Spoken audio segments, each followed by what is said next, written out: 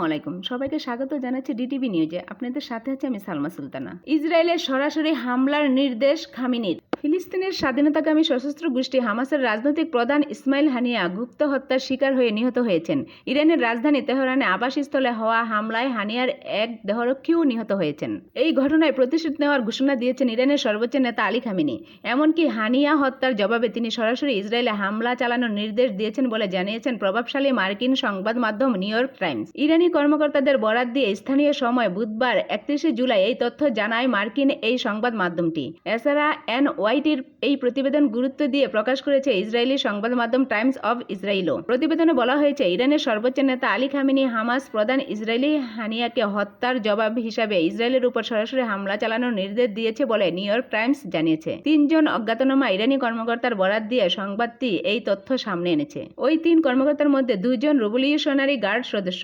প্রতিবেদন আরও বলা হয়েছে হানিয়া হত্যাকাণ্ডের পর ইরানের সুপ্রিম ন্যাশনাল সিকিউরিটি কাউন্সিলের জরুরি বৈঠকে এই নির্দেশনা দেওয়া হয়। নিউ ইয়র্ক টাইমস বলছে হামাস প্রধান হানিয়া নিহত হয়েছেন বলে ইরান ঘোষণা দেওয়ার পরপরই খামেনি বুধবার সকালে ইরানের সুপ্রিম ন্যাশনাল সিকিউরিটি কাউন্সিলের জরুরি বৈঠকে এই আদেশ দেন বলে জানিয়েছেন রেভলিউশনারি গার্ডের 2 সদস্য সহ 3 জন ইরানি কর্মকর্তা। তারা তাদের নাম প্রকাশ করতে চাননি, কারণ এই বিষয়ে প্রকাশ্যে কথা বলার জন্য তারা অনুমোদিত কেউ নন।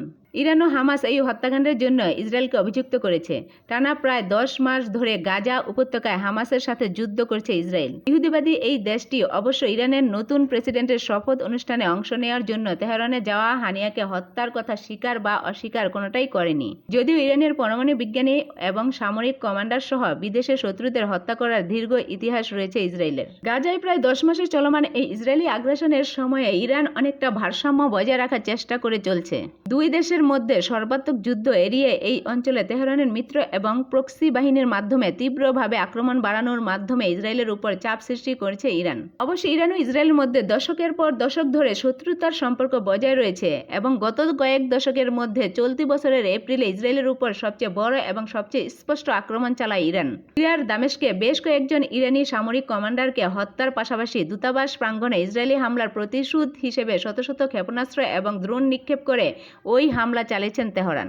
আর এবার হানিয়া হত্যার জেরে সরাসরি ইসরায়েলে হামলার নির্দেশ দেওয়ার পর ইরানি কর্মকর্তারা বলেছেন এটা এখনও স্পষ্ট নয় ইরান ঠিক কতটা শক্তিশালী প্রতিক্রিয়া জানাবে এবং দেশটি গত এপ্রিলের মতো আবারও তার আক্রমণকে আরও ক্রমবর্ধমান উত্তেজনাপূর্ণ অবস্থা থেকে রক্ষা করার জন্য ক্যালিব্রেট করবেন কিনা। ইরানের সামরিক কমান্ডাররা তেল আবিব এবং ফাইবার আশপাশ সামরিক লক্ষ্যবস্তুতে ড্রোন এবং ক্ষেপণাস্ত্রের সংমিশ্রণে আরেকটি আক্রমণ করার কথা বিবেচনা করছেন, তবে বেসামরিক লক্ষ্যবস্তুতে হামলা এড়াতে হবে। তারা জানিয়েছেন এছাড়া পশ্চিম এশিয়ার এই দেশটির কাছে বিবেচনাধীন আরেকটি বিকল্প হচ্ছে ইরান এবং অন্যান্য ফ্রন্ট থেকে সমন্বিত আক্রমণ চালানো, অর্থাৎ ইয়েমেন, সিরিয়া এবং ইরাক সহ যেখানে ইরান সংশ্লিষ্ট মিত্র বাহিনী রয়েছে।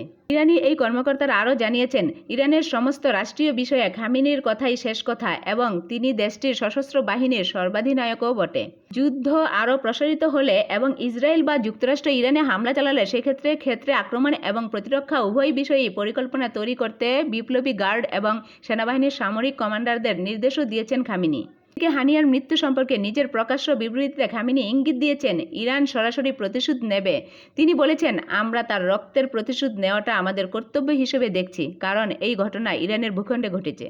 নিউ ইয়র্ক টাইমসের খবরে বলা হয়েছে ইসরায়েল তার কঠোর শাস্তি পাওয়ার জন্য মঞ্চ তৈরি করেছে বলেও মন্তব্য করেছেন তিনি। এছাড়া নবনির্বাচিত প্রেসিডেন্ট মাসুদ পেজিশকিয়ান, পররাষ্ট্র মন্ত্রণালয়, রেভলিউশনারি গার্ড এবং জাতিসংঘ ইরানের মিশন সহ অন্যান্য ইরানি কর্মকর্তারাও প্রকাশ্যে বলেছেন ইসরায়েলের বিরুদ্ধে প্রতিশোধ নেবে ইরান এবং সার্বভৌমত্বের লঙ্ঘনের বিরুদ্ধে নিজেকে রক্ষা করার অধিকার রয়েছে তেহরানের। এখন আমাদের ডিটিভি নিউজের সাথে থাকার জন্য সবাইকে ধন্যবাদ।